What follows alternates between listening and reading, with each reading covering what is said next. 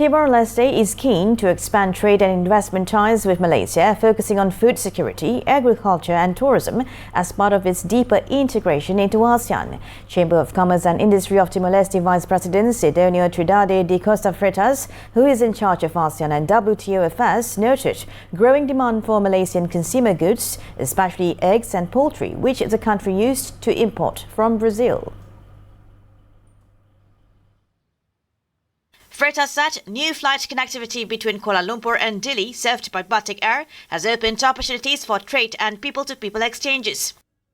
Of course, the trade between Timor-Leste and Malaysia has been ongoing, but we also hope that we could increase more the volume, especially now with the open link of the flight between Timor-Leste and Malaysia. This is the starting.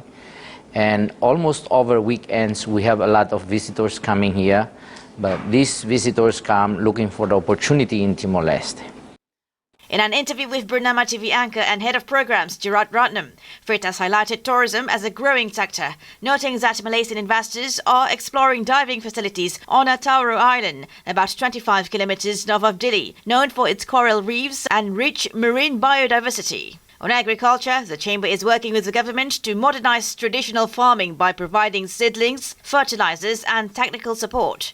Key crops include rice, corn, cassava, mung beans, vanilla and coffee, with efforts underway to expand output and support smallholders.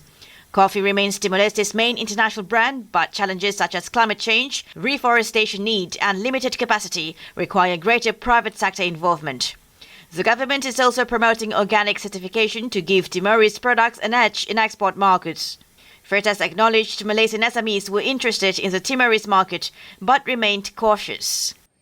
Malaysians, and especially to our ASEAN friends, help Timor-Leste to harmonize its policy, align with ASEAN, especially now that we are concentrating on developing digitalization, which concentrating on trade across the border, paperless trade across the border, and at the same time, enhancing the capacity and building Timorese, young Timorese, who could come up with the skills, with the entrepreneurs, employ themselves, develop businesses with partners from other ASEAN countries, and then we can supply the product of Timor to ASEAN. Timor-Leste, Southeast Asia's youngest nation, has about 1.4 million people with a land area of 14,870 square kilometers, roughly the size of Kelantan. Its $2 billion economy relies heavily on oil and gas, alongside coffee and remittances.